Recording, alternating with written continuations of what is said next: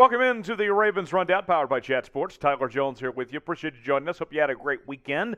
On today's show, let's catch up to speed with the latest Baltimore Ravens news and rumors. A breakout performer from Ravens minicamp, also a USFL player potentially as a target for the Ravens. But first, before we get to that, I have three trade options to look at from Washington Commanders wide receiver Terry McLaurin. McLaurin has been a name that has been mentioned a lot among the wide receiver trade market, and in particular, staying within the DMV, going from the Washington Commanders to the Baltimore Ravens, has been much discussed. Well, the folks at the Ravens SB Nation site put together some trade proposals, and we want to run through those for you of what all three look like, of what potentially it could take to bring Scary Terry to Baltimore. Here is the first option. This one requires the most draft capital of the three, giving up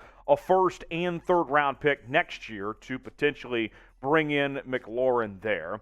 Another option would include giving up a sixth round pick instead of a third, and then you give up another receiver in exchange of what the Ravens already have among their depth chart with the process with James Prochet in there as well. So a first is going to be on the board no matter what in any of these trade offers. It's the other options that you had to, finagle through of sorts. And then one more option involves Chuck Clark.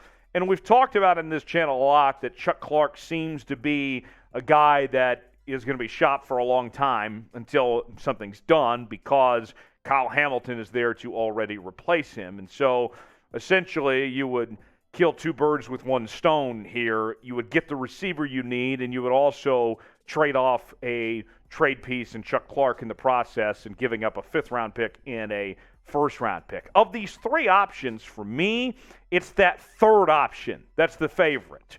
And the first one, giving up a first and a third-round pick, seems a little steep, right?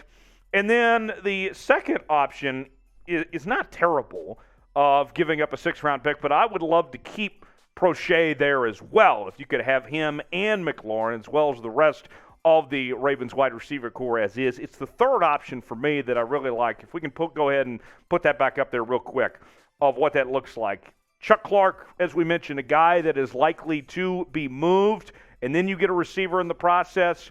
I like it. Giving up a fifth-round pick, not the end of the world either at this point. So that, to me, of those three, would be the one that I would make if I were to make the decision there. Now, as far as that goes, we've given you three options here. If you're the Ravens, do you make a move for Terry McLaurin? Now that we've showed you what is believed to be what it would take to bring him to Baltimore, would you make that move? Let's get aggressive with it today, folks. Type HY for hell yes. Type HN for hell no if you would make the move for Terry McLaurin. This is our pinned comment today. You're about to get an ad break. Take advantage of it while that ad's playing. Get your votes in. HY for hell yes. HN for hell no. Let's go ahead and get you some insights on Ravens minicamp, as Daelin Hayes was a standout performer of minicamp. We didn't see him hardly at all last year, but John Harbaugh, the head coach of the Baltimore Ravens, had some high praise for Daelin. He said Daelin is a great example, and all those guys, they're flashing and showing some good things. The next step will be training camp, getting to the quarterback as much as we allow them to when the pads come on. And then in the games and all that, but he has flashed. He knows the defense.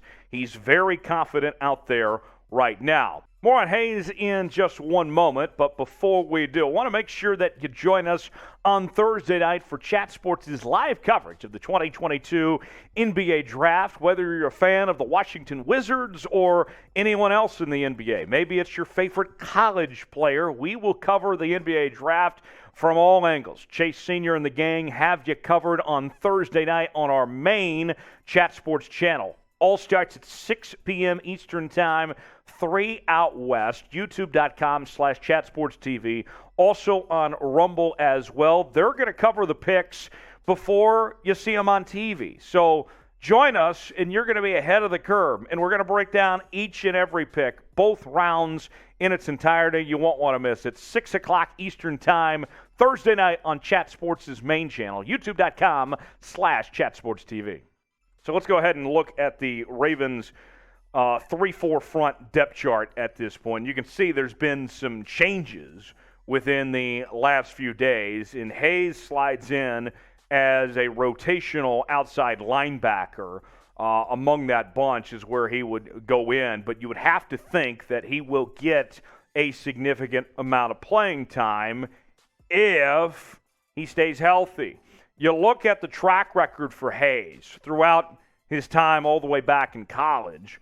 What has been the issue has not been the talent. We have seen Hayes show up and show out when he's been on the field. But you even go back to his college days, and he just wasn't healthy all the time in college either. So that, to me, is what I'm looking at for Daelin Hayes at this point is, can you stay healthy? Because if you do, I believe that everything that we've seen so far of his tape and then the limited action with minicamp and a few other things here and there, that he can be a force if he's healthy and out there. So that's what this comes down to for me, for Daelin Hayes. We know that he's capable, but can he prove it by staying healthy on the field? That's ultimately what it comes down to for me. But I'm excited to see what he does with the opportunity in front of him there, granted he stays healthy. Now, besides Daelin Hayes, is there another player that is a breakout candidate for the Ravens this year? Let me know in the comments section. One name, maybe two names, I don't care. Tell me somebody, maybe it's Daelin Hayes, maybe it's somebody else that comes to mind. Let me know in the comment section below of who comes to mind for you on that front. Ravens Rundown, bringing you coverage each and every day here on the channel. We are covering this like no one else will. We'll count you down all the way to kickoff with the latest updates throughout the offseason and training camp. You'll want to be subscribed now so you never miss a moment of all the latest Ravens headlines right here on the channel. Subscribe now, youtube.com/RavensTV. That's youtube.com/RavensTV. Turn on those notifications as well so you never miss an episode. All right, last thing.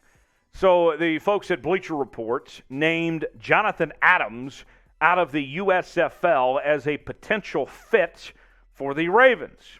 Here is what Alex Ballantyne had to say from Bleacher Report in regards to Adams here. He said, Ballantyne, the 6'2", 210-pound receiver, has made the most of his second opportunity. Adams has been the most productive player on the Breakers, that's the New Orleans squad, that also features former NFL receiver Tawan Taylor and Ohio State product Johnny Dixon. He hauled in 30 receptions for 398 yards and 3 touchdowns in 9 games. Adams could help out any NFL team looking to add a big contested catch receiver to its arsenal. Now, all those things are really good, and Adams has been fine this year in the USFL. But whether it's Adams or any other name in the USFL, because I think over the next couple weeks with the USFL season wrapping up here, there is going to be an ongoing discussion about guys that could make the move to the NFL. Adams or anybody, the one problem that you are going to face is the wear and tear. You know, there's a reason why we don't play this sport year-round as is.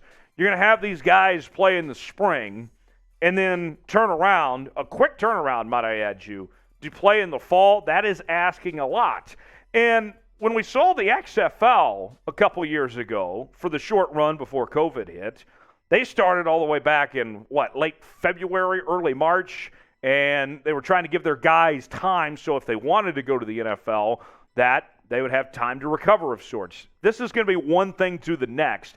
If Adams or anybody is going to be looked at by any NFL teams, it is going to be a quick turnaround. So that would be my concern for Adams in that front. But you look at what he did at Arkansas State that last year. He was there, 79 catches, 1,100 yards, 12 touchdowns, 5th in the USFL in receiving yards, 8th in receiving touchdowns. So we'll see what he's able to do at this point, but that is a possible option for the Ravens anyway. I'm not opposed. Bring another camp body, see what he has to work with at this point.